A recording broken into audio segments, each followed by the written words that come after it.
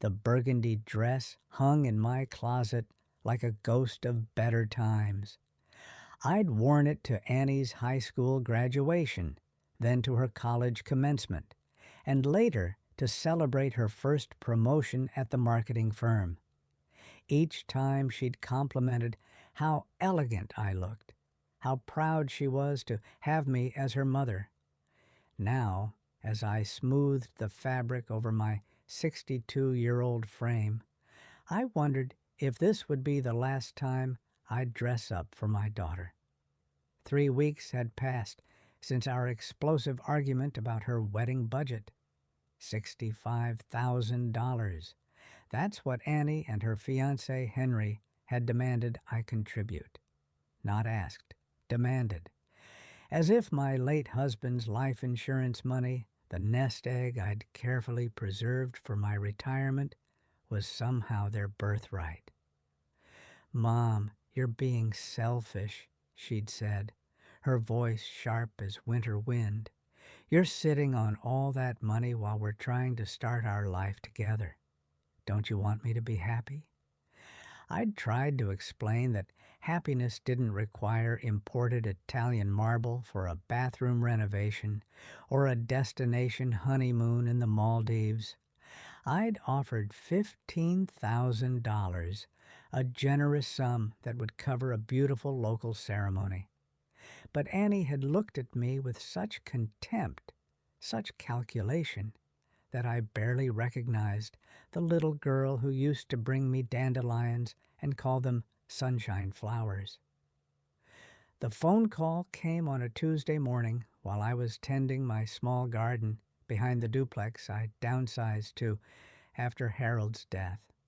Annie's voice was different, softer, almost vulnerable. "Mom, I've been thinking about what you said. Maybe we've both been too stubborn. Could we talk over dinner? I want to work this out."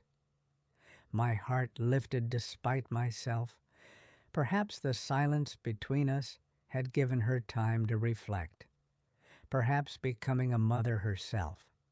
She was 3 months along, barely showing, had awakened something in her that understood sacrifice, understood the weight of protecting what you'd built.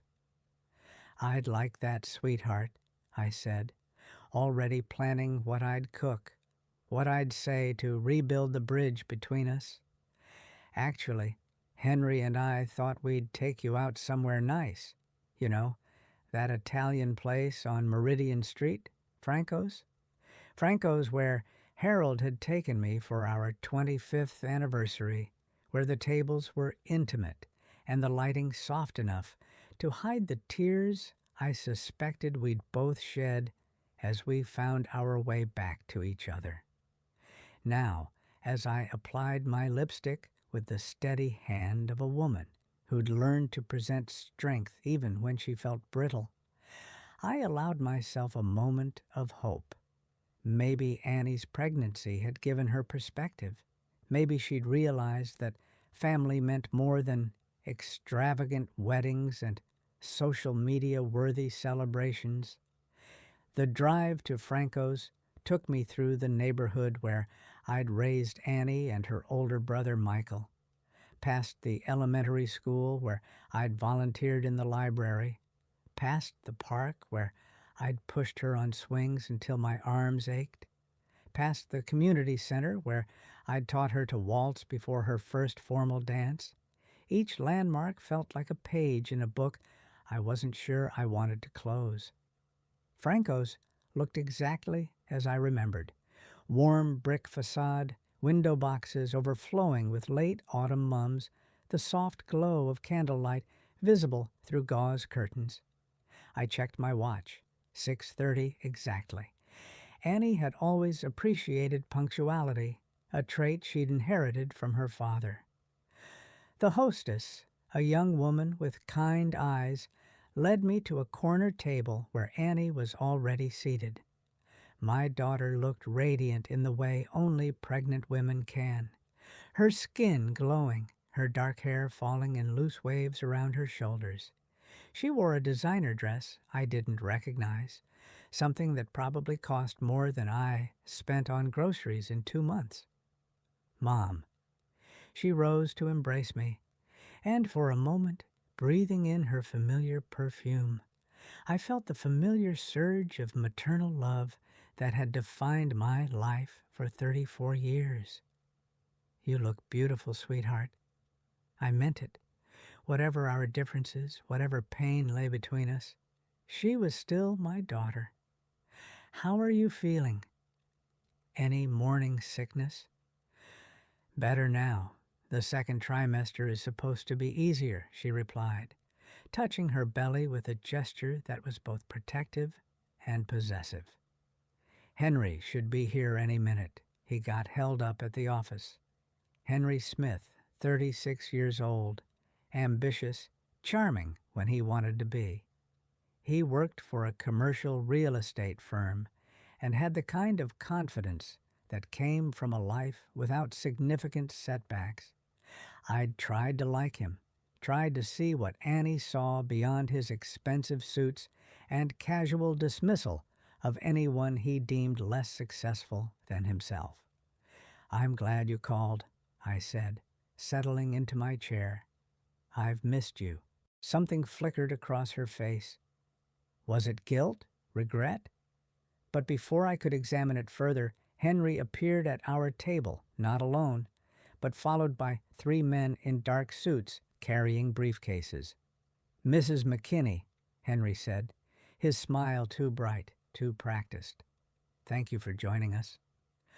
The men took seats around our small table, transforming our intimate dinner into what felt like a business meeting.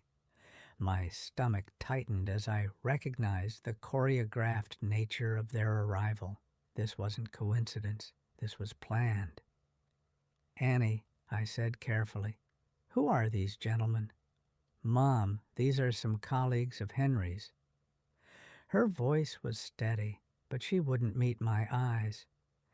They have some paperwork they'd like you to look at. One of the men, silver-haired with the kind of predatory smile I'd learned to recognize in my years as a secretary at the law firm, leaned forward. Mrs. McKenna, I'm Richard Kirk, Henry's attorney. We've prepared some documents that we believe will be beneficial for everyone involved. The words hung in the air like smoke. I felt the familiar tightness in my chest that I'd experienced 3 weeks ago when Annie had first made her demands.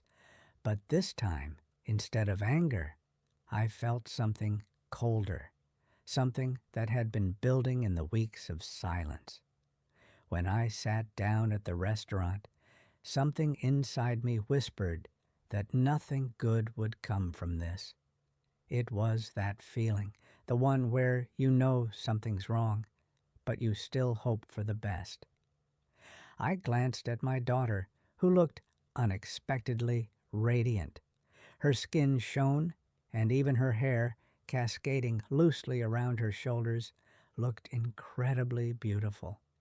She was wearing an expensive dress I didn't recognize, something probably worth more than I spent on groceries in the last 6 months. I felt a distance between us, as if her success and happiness were pulling her away from me, and I couldn't quite tell anymore if this was still the same little girl who used to bring me dandelions and call them sunshine flowers. Mom, you look amazing, she said, standing up to embrace me. It was like always. I felt needed because she always found the time and space to show me that I was important to her. Well, at least tonight we're together again, I thought to myself, allowing a fleeting moment of peace. How are you feeling? Any nausea bothering you? I asked, looking at her belly. She was already 3 months along, and I couldn't help but notice how she gently placed her hands on her stomach. No, now it's all good, she replied with a light smile.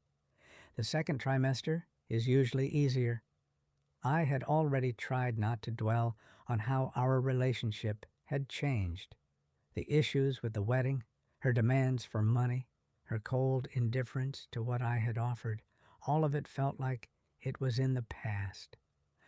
I tried to believe it was just a phase, something we had to get through. It seemed like this evening could be the thing that healed our relationship, the one chance to return to the way things used to be. But suddenly, my hopes shattered like a crystal vase. The entrance to the restaurant was softly lit from a distance, but when I saw Henry walking in with 3 men in black suits, I felt a heavy clench in my chest. They walked slowly, exuding that aura of confidence I immediately recognized. Lawyers. This wasn't a random meet-up or an innocent discussion about the wedding budget. This was a pre-arranged setup, where I was just a part of their business plan. "Good evening, Mrs. McKinney," Henry greeted me, his smile too bright, too artificial. "So glad you could make it. Please, take a seat." I remained calm, sitting at the table. What's going on here? I thought, trying not to show my emotions. I looked at Annie, searching her eyes for any sign that she hadn't been involved in this deceit. But her eyes didn't meet mine. She was staring at the table, her arms crossed protectively over her stomach. The first lawyer, a man with silver hair and a predatory grin, sat down and opened his folder. I already knew what he was about to say, but I tried to remain composed. "Mrs. McKinney," he started, "we've prepared some documents that we believe will be beneficial for all parties involved. If you don't mind, we'd like you to sign a few papers regarding the transfer of authority to manage your finances. Let's review them." I froze. My heart grew heavy, and I felt my hands begin to tremble. I looked at Annie, but she just gave a slight shake of her head, as if saying, "This is for your own good." I realized what she meant when she said, "I don't care about your happiness." My daughter and her fiancé had decided that controlling my finances was the best way to help me in my old age. "What exactly are these documents?" I asked quietly, trying to gather my thoughts. "I don't think I need help with my finances," Henry answered without hesitation. "It's not about your health or capacity. We just want to help you not worry about property, savings, or the realities of the real estate market. You need to understand that for your retirement, this will be better." I looked at them closely. Knowing Henry's character, I could feel this was not just about finances, but about power.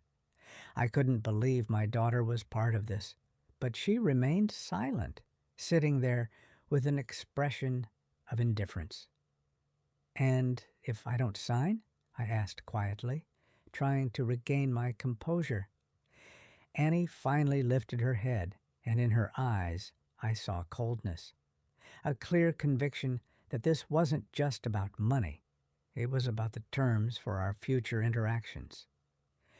"Then you won't see your grandson grow up," she said simply, her words cutting through the air like a sentence of death.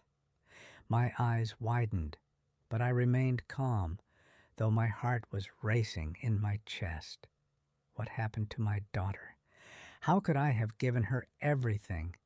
And now she threatened to sever my connection with my grandson unless I gave in to all her demands. But this was not what I wanted from my family.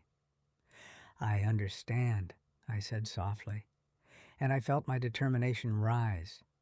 They thought I would compromise, but this wasn't about them, and it wasn't about me. From now on, I intended to stand my ground. That dinner ended with me beginning to weave my strategy. And even though the moment was not just difficult but a true test, I felt that I was finally beginning to understand how people manipulate others. I was no longer just a victim.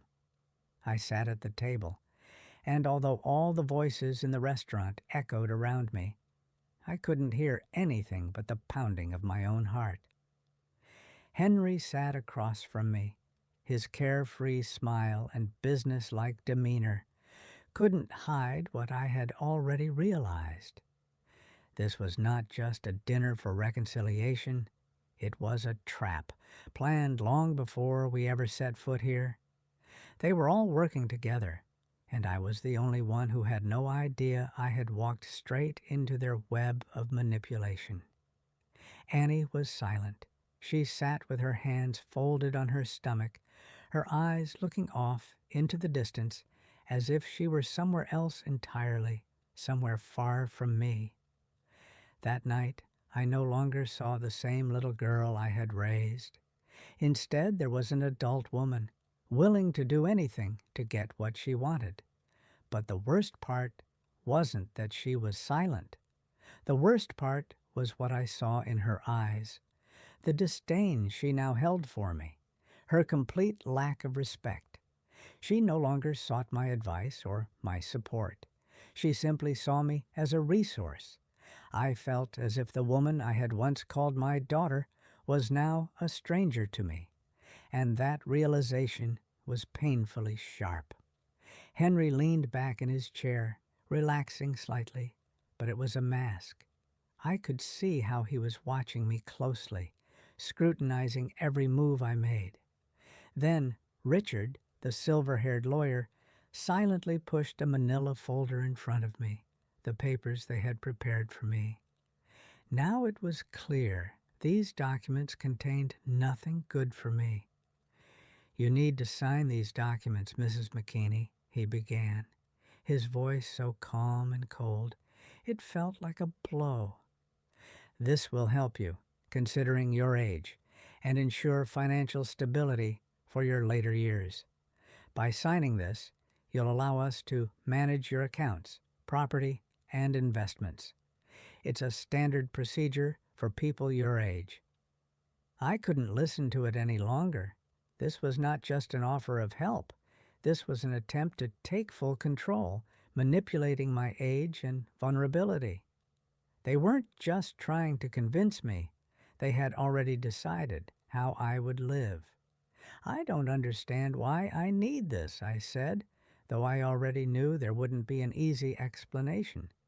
"I manage everything myself." "Mom, you can't handle these things on your own," Henry interrupted again, his voice firming up. "We just want to help. You don't want to worry about your finances anymore, do you?" But this time, his words didn't work. I saw how he was manipulating not just my finances, but my emotions. This was betrayal, not just from him, but from my own daughter. I looked at Annie, hoping for at least some support, even a single word that would tell me this wasn't her idea. But she just lowered her gaze, seemingly trying to hide her guilt, justifying this deception, probably to herself. Something inside me seemed to break. I realized that I could no longer be weak, that this situation was my final straw, the moment after which I would no longer remain silent. My dignity, that was what mattered, not money, not manipulations. I pulled my phone out of my purse, scrolling through my contacts to find the number I had memorized weeks ago. I pressed the call button. It was Michael. "Michael," I said as the phone rang, "you need to come to Franco's. Now I don't know how much time we have. Just come." "Are you okay?" His voice came through full of concern, but also strength. "Yes, I'm fine. Just come, please." At that moment, I felt calm, certain that I was making the right move. I wouldn't let them manipulate me anymore. Signing those documents was not my choice, and I couldn't allow myself to do it, no matter how hard they tried to convince me. Henry leaned forward, his gaze hardening. My maternal instinct told me that he wouldn't back down easily, but I knew that now I had something on my side. Not just Michael, but my own inner strength, one I had forgotten I had. I placed the phone on the table and looked at Annie, who, I could see now, was starting to realize that this dinner had turned into something beyond her control. I spoke firmly. I won't sign anything until Michael gets here, and I want us to speak openly, without manipulation. This is not just about money, it's about me. Michael arrived in 20 minutes. He was just like always, calm, composed, but now I saw that he was also a little angry, and that helped me understand even more that we, as a family, couldn't allow this rift to continue. When Michael sat down at the table and looked at Henry and his lawyers, everything changed. The real strength, which was now on my side, became immediately clear. I looked at Henry and I felt a sense of relief wash over me. They couldn't manipulate me any more. When Michael arrived, everything changed. I sat, watching him walk into the restaurant, his steady posture and the calmness that always soothed me, even in the toughest moments. He was my anchor, the only one who truly saw me, not just my money. Michael sat beside me, ignoring Henry and the lawyers who were trying to maintain control of the situation. I could feel the shift in the air. When Michael sat down, his presence was like a cold wind, cooling the hot heads of those trying to manipulate me. "Do you really want to sign this?" Michael asked, addressing me, though I knew he had already figured everything out. I looked at the papers still lying on the table. There was nothing in them that concerned me or my interests. It was simply Henry and Annie's plan to take what was mine, even threatening to cut off my connection with my future grandchild if I refused. "No, I won't sign," I said, looking at them. And these were the strongest words I had spoken in a long time. It was firm and uncompromising. My dignity was more important than money, and I was ready to defend it. Henry, realizing the situation was slipping out of his control, tried to take charge again, just as he always did. He glanced at the lawyers, searching for support, but they began to exchange uneasy looks. Michael, seeing this, didn't let Henry have a chance to speak. "You probably don't understand," Michael said, his voice calm but heavy with irritation. "My mom doesn't need your help. If you want, I'll explain how we'll handle this, through court." I saw Henry freeze when he heard the word court. To him, it wasn't just a challenge, but a chance to lose everything he had been counting on. He had already lost control of the situation, and now it was starting to work against him. I felt strong even when he tried to justify his actions. "If you want, we can discuss this elsewhere," one of the lawyers said, looking completely flustered. Realizing that their plan had failed, he quickly gathered the papers and prepared to leave. I watched them, fully aware that I was now in control of the situation. "It seems you understand what happened," I said, with cold confidence, looking at Henry. "I won't sign anything you offer, and even if you don't like my terms, we can sort this out in court, but you won't fool me." Henry couldn't hide his frustration. I could see his face shift from control to despair as he realized his plans had failed. His smile crumbled, and he tried to contact the lawyers to discuss the next step, but I no longer paid attention to his words. It was decided for me. "Mom," Annie turned to me, and in her eyes I saw the same look I had seen earlier. She tried to smooth things over, but I could feel it wasn't enough anymore. "You don't understand. Henry and I just want to protect you." "I don't need your protection," I replied, not ashamed of my firm stance, "and I no longer want to be part of your manipulations. I've made my decision, and this time I will be on my side." When the lawyers left and Henry sat, silent and enraged, I felt the heavy weight lift from my shoulders. We were left only with Michael, and finally I could breathe a sigh of relief. "Thank you for coming," I said when Michael sat beside me. "You were my support. Now I can breathe again." Michael smiled, and I realized that while this situation had been difficult, it became a moment when I had finally regained control over my life. I was no longer a victim or a passive participant in family dramas. I had reclaimed my dignity. I sat in the silence of the restaurant, watching as Henry and his lawyers nervously moved about the room, trying to maintain control of the situation. They certainly hadn't expected their manipulation to fall apart so quickly. Instead of being the victim, I had become the one holding the reins. And it wasn't just a relief, it was an awakening. From the moment Michael had joined us, I felt that I was no longer alone. His calm, measured approach and determination became the support I had needed, and I finally understood that now I could fight for myself. Henry kept trying to engage with me, once again raising the topic of negotiation, but I was resolute. I couldn't just fall for this deception. When I looked at Annie, she sat silently, her shoulders slightly slumped, but her eyes remained cold. It hurt to look at her because I knew nothing would ever be the same again.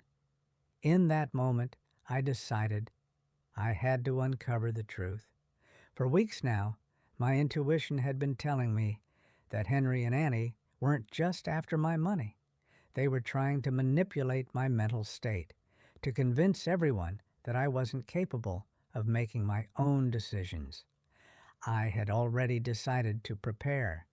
I went to my lawyer, Louise, to understand how to protect myself.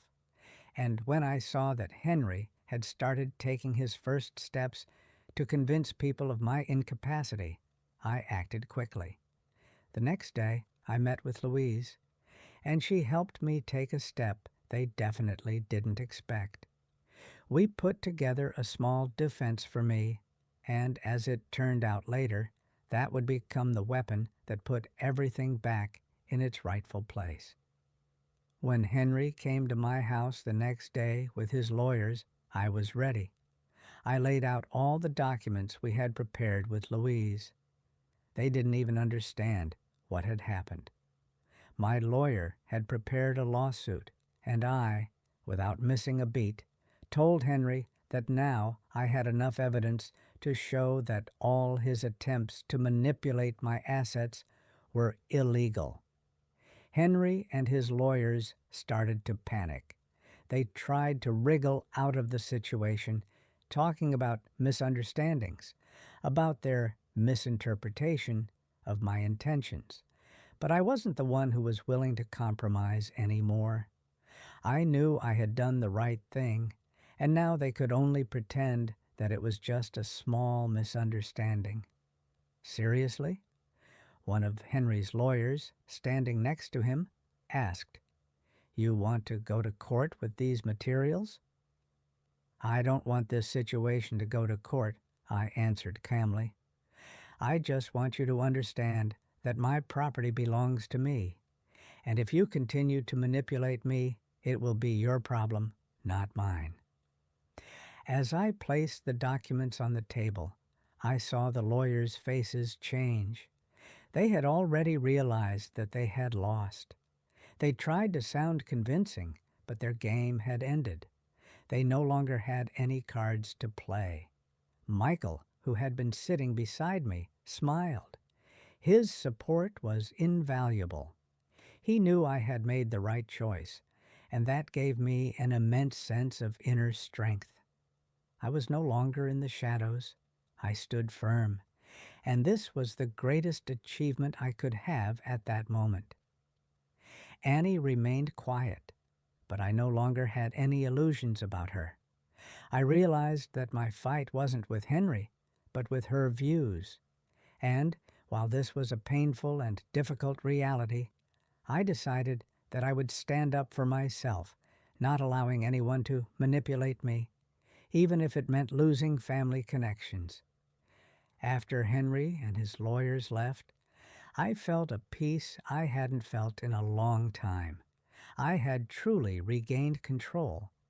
Now, it didn't matter whether the wedding would happen or if they would try to reverse everything. I knew that the most important thing I could do was protect myself and my dignity. The weeks following that night at the restaurant became a quiet internal rebirth for me. For all these years, I had lived for my family, for my children, always putting their needs first. I wasn't a victim, but I hadn't had the courage to stand up for myself until the point where I could barely gather enough strength to defend what was mine. But now everything had changed. The determination I had found in that final moment truly helped me regain control over my life. I could finally see my future clearly again, and it no longer contained room for manipulation or dependence on others. And most importantly, I was no longer weak. I no longer allowed others to define who I was. Michael visited me often, helping with organizing things, offering legal advice, and we spoke more than we had in the past few years. He was my anchor, my strength, and I began to feel that even at 62, there was still a chance for a new life, even after everything that had happened with my daughter. Since I left the restaurant, I could feel it. I was ready to start a new path, even with tears in my eyes, because I had fought for my family all my life. I began thinking a lot about the future. What I had gone through had become a lesson, and I decided I no longer wanted to be just an observer in my own life. I wanted to rebuild relationships with those who truly valued me, not those who sought to take everything from me. An important step in that direction was when I started volunteering at a local organization for elderly people, helping those who had found themselves in situations similar to mine. The work became a kind of therapy for me. It helped me feel needed, and it also gave me the opportunity to rediscover myself after all the betrayal. Jane, my new neighbor, became very close to me. She had also gone through family issues when her children tried to take her house to sell it and make money for themselves.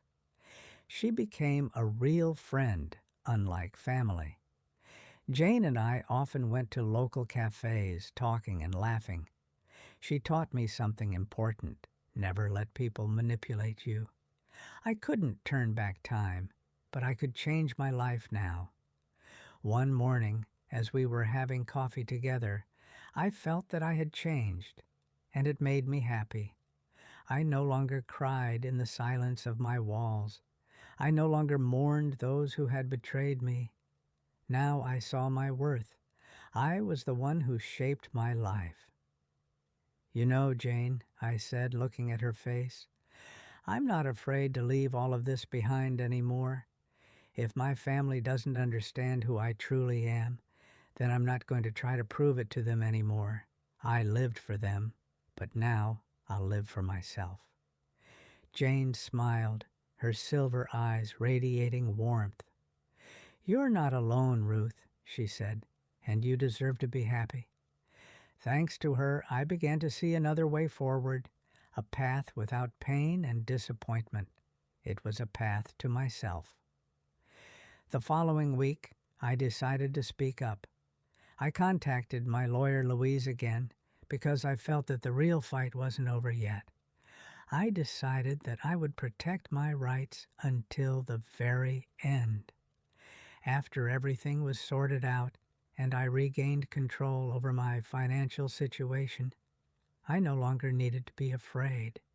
I was no longer the weak woman who gave in to pressure, and I would no longer allow myself to be manipulated. Everything I had gone through had become the strength that now drove me forward. I continued working with the local organization supporting elderly people, and I began developing ideas to help others who had gone through similar circumstances. There was no more fear, no more anger. I had simply accepted what had happened and started a new chapter of my life. All these years, when I thought I had lived for others, I realized that the most important thing was that I had always lived for myself, even if I hadn't realized it. And now I was ready to build a future without anyone's demands, without manipulation, and without any compromises. A few months had passed, and my life had become much quieter. I had not only regained control over my finances, I had regained control over myself. Now I was truly me, free from manipulations, free from constantly fighting for the attention and love of those who didn't appreciate me. I had started to travel more with Jane, volunteering at the local center for elderly people, helping those who found themselves in situations similar to mine. Michael visited often, and we spoke a lot about what had happened to our family. He was still trying to keep a connection with Annie, but I could see how disappointed he was. He loved his sister, but he understood that her treatment of me wasn't just neglect. It was betrayal. One morning, as I sat on my balcony drinking coffee, the sound of my phone ringing broke the quiet. Looking at the screen, I saw a number I hadn't seen in a long time. It was Annie's number. My heart stopped for a moment, but I decided to answer. Although I had no idea what to expect from this conversation, I couldn't resist the feeling that perhaps something had changed. "Mom," I heard her voice, sounding like it used to, but with an unusual softness this time. "I've had the baby. I want you to meet your granddaughter." I didn't know what to say. Part of me still longed to see my granddaughter, to meet her, to look at that little person I had eagerly awaited when Annie was pregnant, and who was now part of my family. But another part of me remembered how I had been manipulated, how all of this had been part of their plan to regain control over my life. "How are you feeling?" I asked, trying to keep calm. "She's doing well. She's healthy," Annie answered. "I know things didn't go the way I wanted, but I want you to be part of her life. It's important to me." I couldn't help but feel uneasy. Why had she suddenly changed? Was this truly a change in her heart, or just another manipulation to get me to comply with her demands? "I want to meet her," I said, feeling my heart fill with mixed emotions. "But Annie, there are conditions. We need to talk without manipulation, without money. I want to meet my granddaughter, but it has to be on my terms. Do you understand?" There was silence on the other end of the line. I could almost feel her gaze, even though I couldn't see it. "I understand," she finally said, her voice sounding different now, as if the pride she once carried had softened. "If you're ready to meet her, we can do it your way." It was difficult. I couldn't forget everything that had happened and everything I had gone through over the past few months. But I also knew this was the only chance I had to keep a connection with my granddaughter. This was the moment when I had to decide whether I was willing to open the door to someone who might truly need my love, or leave it behind as just another painful chapter in my life. "All right, I'm ready," I said, and although it was hard, I knew it was the right choice. This was my opportunity to restore what I could, the connection I had longed for. A few days later, I received a message from Michael. "Annie wants you to come. We'll organize everything the way you asked, on your terms." I sat on the couch, waiting for that moment. Would I be ready for this? I wasn't sure, but one thing I knew for certain. I had to show that I could love without giving in to manipulation. This was important for me and perhaps for my granddaughter. As I opened the door and stepped out of the house, I felt my heart beating heavily in my chest. This wasn't just a meeting with my granddaughter. It was a meeting with my memories, my feelings for Annie, my past hopes that family was supposed to be support, not a battlefield. When I saw my little granddaughter, calm and carefree, I realized that this moment had to be all about her. And while I couldn't forget everything that had happened, I knew that this was my chance to change my relationship with her. And perhaps with Annie too. It was a moment on my terms, and I was ready for it.